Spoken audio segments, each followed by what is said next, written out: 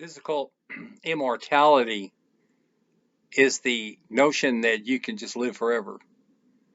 And it's essential in any conception of heaven. There's just got to be a physical immortality in heaven, or whether or not it's physical, it might be spiritual immortality in heaven. But anyway, there cannot be a heaven on earth spread out around us that we're a part of if our death is inevitable.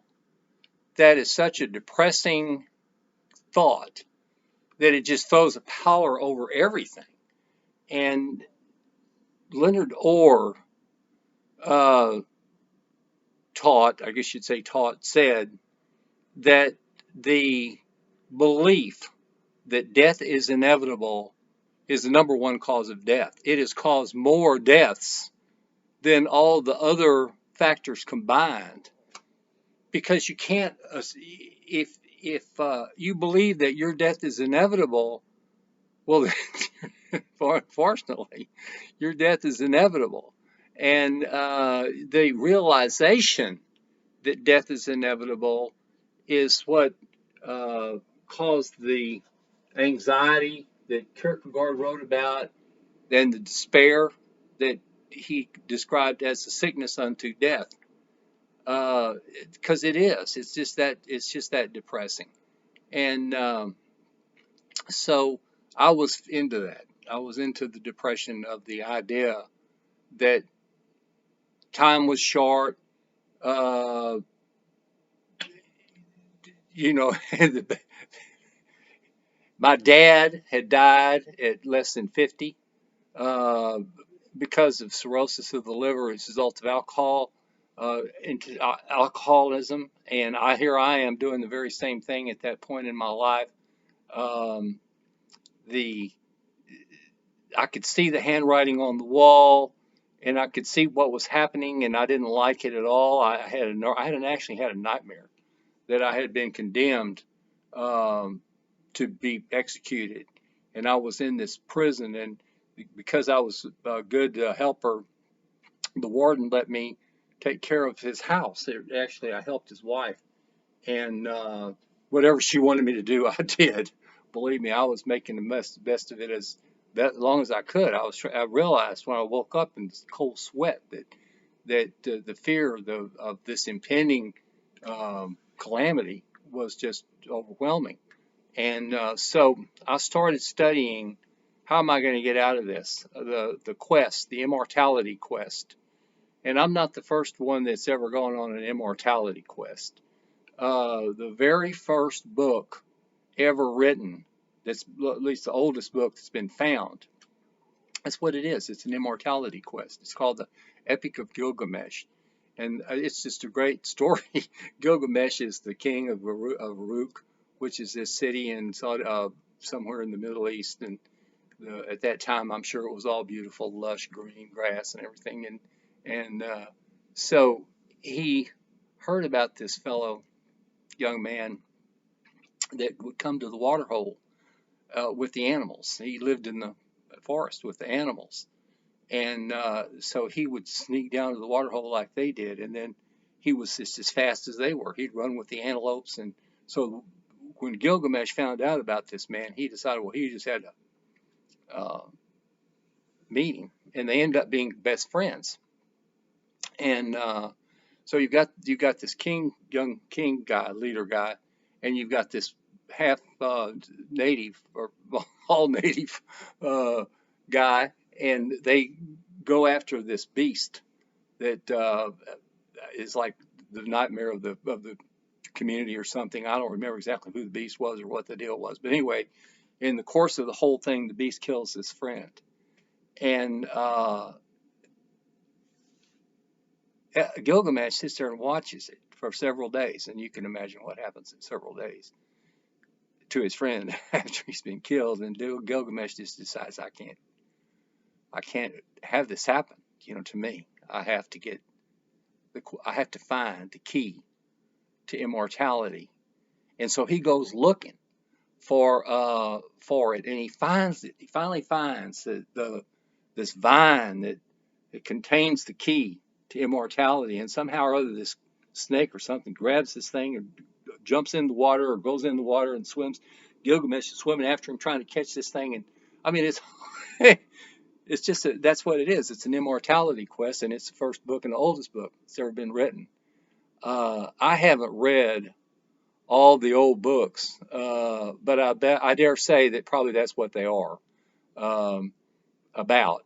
And the Homer and the Odyssey and this it's all about that. And so it's not that it's a crazy thing to want to be immortal. It's a sane thing to want to be immortal. It's a crazy thing to want to die. And it's a smart thing to want to survive. I mean, that's just human. I mean, I don't know if it's human nature, but it's nature. Every creature wants to survive and will fight to survive. You get a little mouse in the corner, and he's a ferocious beast. So, in any way, I didn't want to go out in the woods or anything and start looking for some physical thing like the fountain. Who was the guy that was looking for the fountain of youth in Florida? And so I read a lot, and I read a book by Eric Berne, and that book, as I began to realize what it was saying, what he was saying, I began to realize, well, this is real important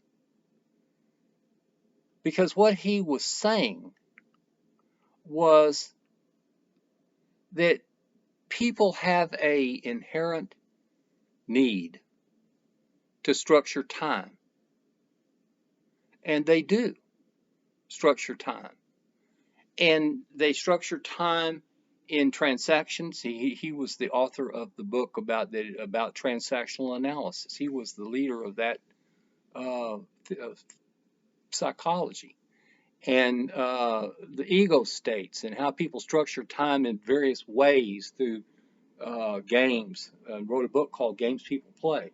And this didn't like people sitting down playing Monopoly. These are games that they play every day in their life, and this is how they structure their time. And so his final book that he signed or finished up, proved the proofs or whatever he did on his deathbed. He's got a bad heart, just like his father did, and so this is his final statement. Is this book? What do you say after you say hello? And what he said in that book, and what hit me so, was that in our final story, what he subtitled the book after the title, which is "What do you say after you say hello?" Underneath that, it was the psychology of human destiny. And so, what human destiny is, what the psychology of human destiny is what he called the life script. And everybody has one, everybody writes one, everybody chooses their story and then lives it out. And very often, the story is their family tradition. Their parents, in terms of what happened to them, and same thing's going to happen to you because it happened to them, and it's in the family, it's in the genes, and there's no escaping it. That's it. And you see that over and over and over in life. Is That's how people have structured their time. They have figured out what their life sports story is. They're just living it out.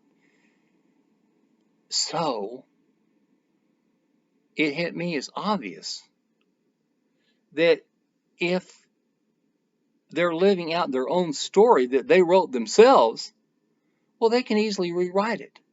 Just change it. Just change the story.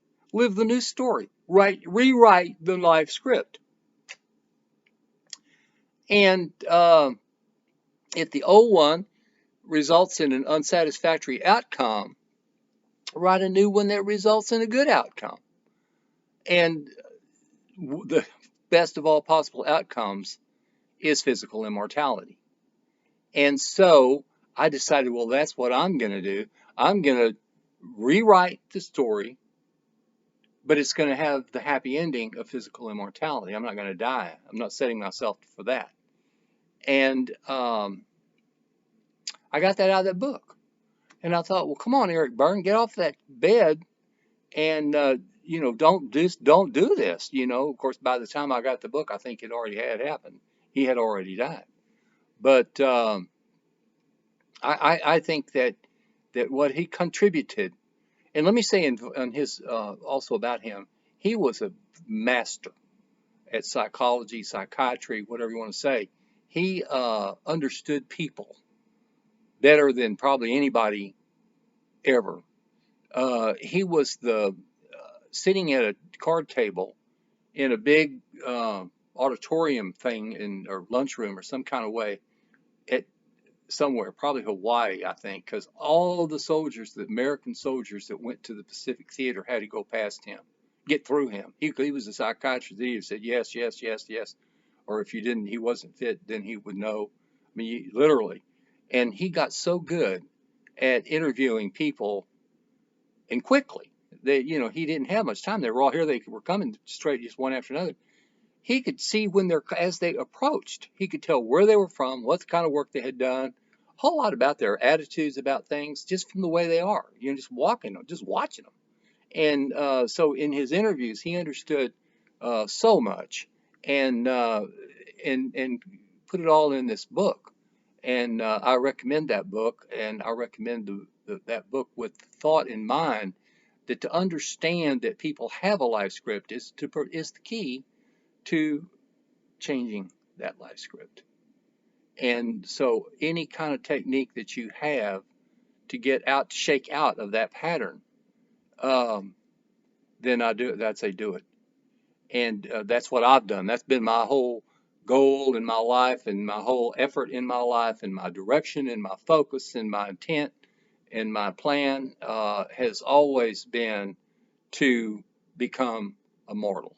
And the sense of immortality is an affirmative thing, but it's even more a matter of avoiding dying. We had an old man here near my house, near in Austin actually, uh, Leroy somebody or other. Anyway, Leroy was interviewed, and he did everything. He smoked cigars every day. He drank, Seagrams or some kind of thing, and he they asked him, "What's the key to your life? You're 110 years old, one of the oldest men in the world. How did you do that? How did you do that?" He says, "You just don't die." And I thought, wow, that's pretty easy. And it's obvious. It's just as obvious as it is easy. The if the end is the result of your own conscious decision or your own activity or your own whatever, then just don't do it. And and then I guess at the last minute, if you have a choice, you just don't choose that end. And unfortunately, that man did pass away, and it recently, fairly recently, a year or two ago. And I was very sorry that I didn't ever take the time to drive over there and talk to him, because he was willing to talk to people. He just sat out on his porch, and I wanted to meet him. There's another guy down in Hitchcock, which is near here, and he's like up there now. He's like that, almost that old, 106 or something like that. I actually met a guy that was 102, uh, and he he told me, he said, he said, "It's hell being 102." And I said, "Well, it's better than being dead." And he just, well, yeah, that's probably right. And but there are people, and I lately been doing my genealogy on Ancestor, and I found all these people that are real old. I mean, from like hundreds of years ago, when you'd think without medicines and without doctors and without anything, that they would not be able to live those lives. But a lot of them live well into their 80s and 90s and over 100. Some of them over 100. So I feel that what's possible, and it's just a simple matter of taking care of yourself, and don't do what you know is gonna kill you. But more important than that, don't live in accordance with the expectation that you're going to die when such and such happens, or when you reach the age of so and so, or whatever. Um, I made a point after reading that book to try to sort out, to map out some of these, to see if it put it to the test, put it to the real world test. And one of the interesting stories that just oh, it was really, really great was in the Bible. There's the story of Methuselah, and I forget how they started with Noah, and each one lived so many years, and after they lived so many, like 100 and so years, then they got married and had a child or two children, and then they lived another 500 years after that, and the stories, what hit me with that was not only were the stories so similar from generation to generation, but the times were so long. And I thought, well, there's nothing changed except they live a lot longer back then. And so that proved the story as far as I was concerned. The if they could do it, well, then why in the heck can't we do it? And everybody, oh well, they're they're different years then, and years were different then, and they were probably talking about months and not years, and you hear all these people discounting and discrediting that evidence, but it's very interesting. And actually, in the kings of Babylon, there are written stories of these. Some of these kings lived 50,000 years, according to their written stories, and there's a whole lot we don't know. Um, I've been very interested in archaeology and ancient civilizations and that kind of thing. And we've had these ice ages that have resulted, I'm sure, in losses and asteroids and who I don't know what all, but it's very possible that that what we view as impossible timelines were quite reasonable for the people that were enjoying those days and those times. And but the feed, the necessity for time structuring, the creation of the life script, the use of the family pattern to as the formula for the life script, or a script, a potential script. These patterns are universal with people, and so to discard the one you've got and to create a new one and live that new one in accordance with your desire, your intent, is to me the key to physical immortality. And I've done an awful lot of important things in my life to change my life as a result of that decision. Uh, and I want to go over some of those things. But the main point in the whole thing is you just have to get out of the thought that your death is inevitable and your life is scripted and you don't have a choice, because all of those things are not true. None of those things are true. And if any of those things are true for you, then you're doomed.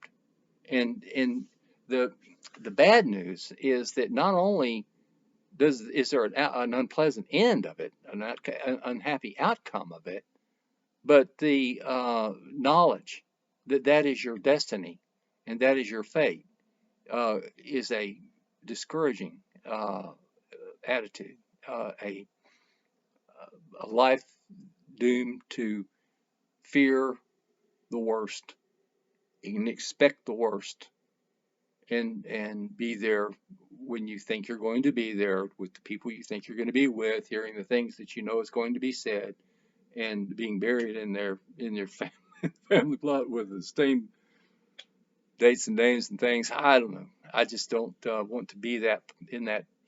And I see where my whole family has been in that, and I see where all of our families have been in that, and I see where Eric Byrne on his deathbed uh, died with the knowledge, the realization he just didn't somehow or other connect it to himself.